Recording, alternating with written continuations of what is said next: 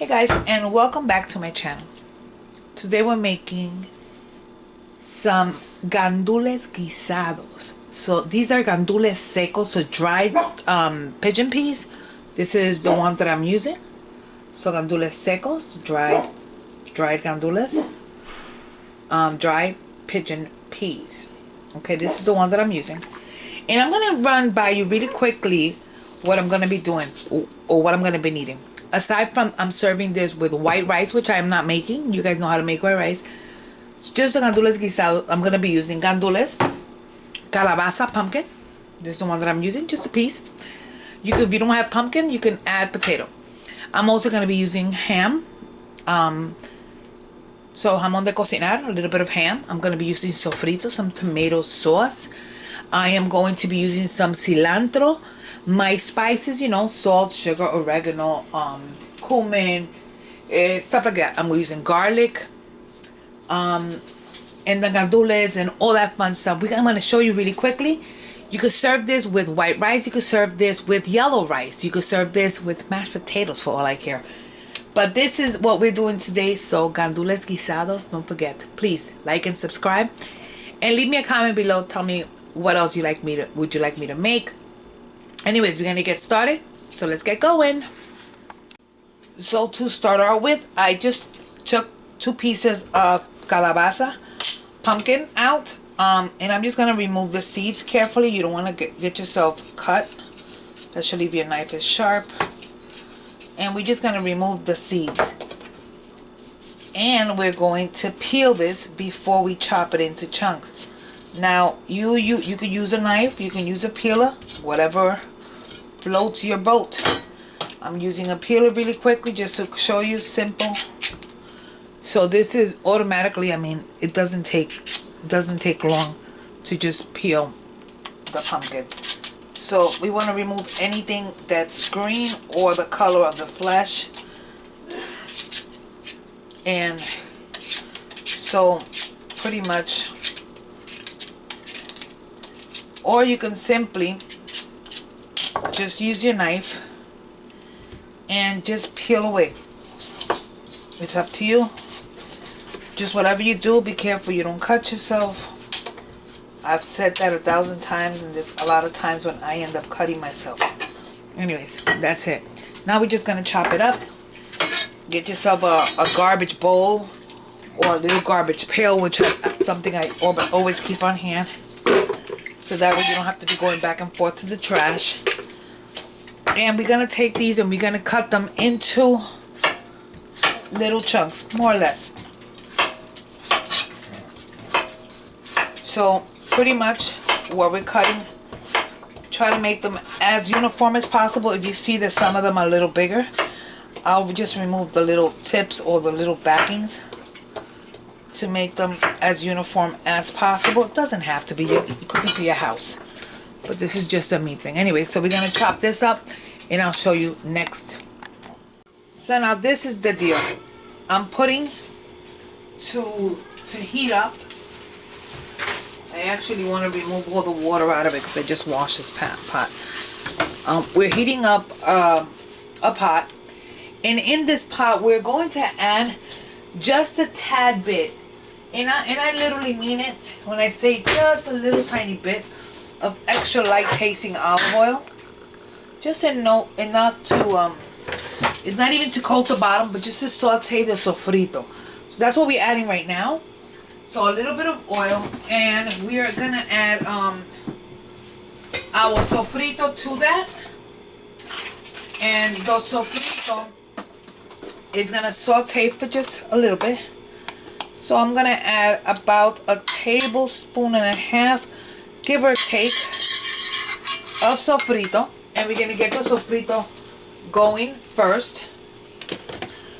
See, it's already starting to automatically, when the oil heats up, it fragrances your house, and everybody in the house usually says, "Oh, what are you cooking?" Nothing, it's just sofrito, So they always ask. So in that sofrito, I'm going to add 1 little envelope of sazon with anaro con color, con culantro y achote. And we're going to give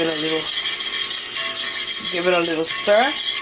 And we're gonna let this saute for about 2 minutes, well, 1 to 2 minutes, just to let it really start to saute good.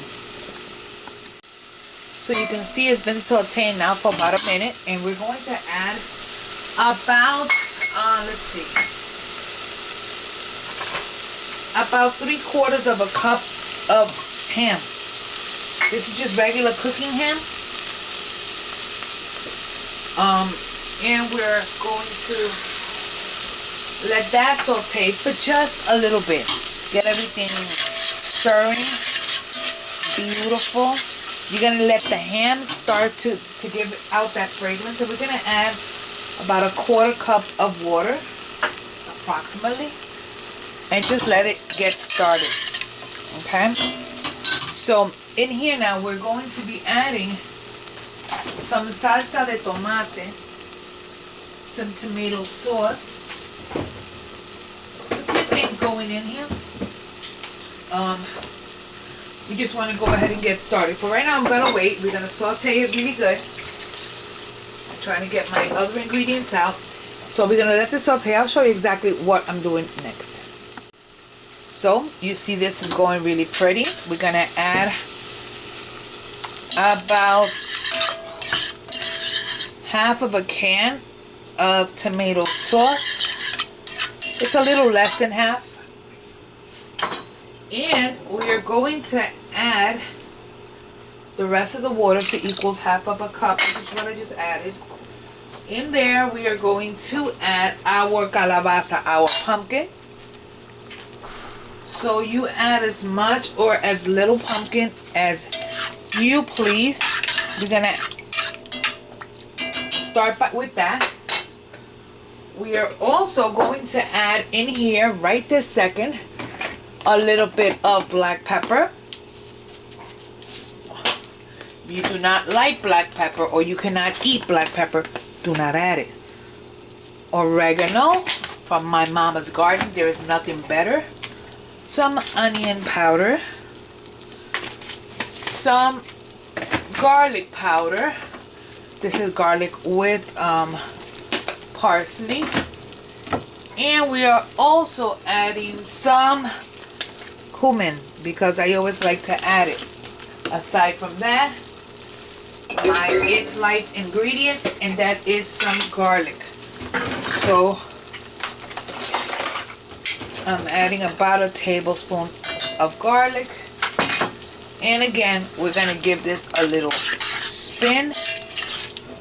And now we're going to add enough water to cover the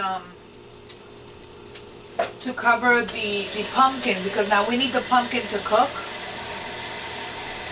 I will be adding the guandules to this. So just to cover.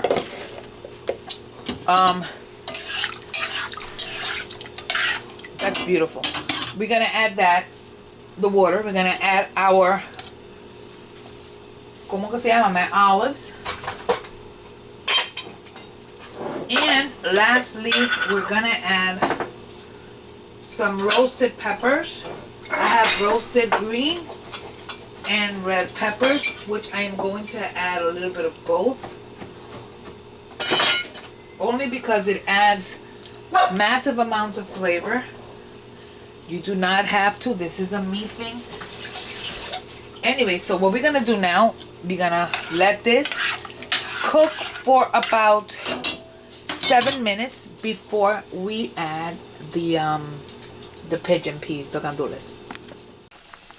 Okay, so now this has been boiling now for approximately 7 minutes or so.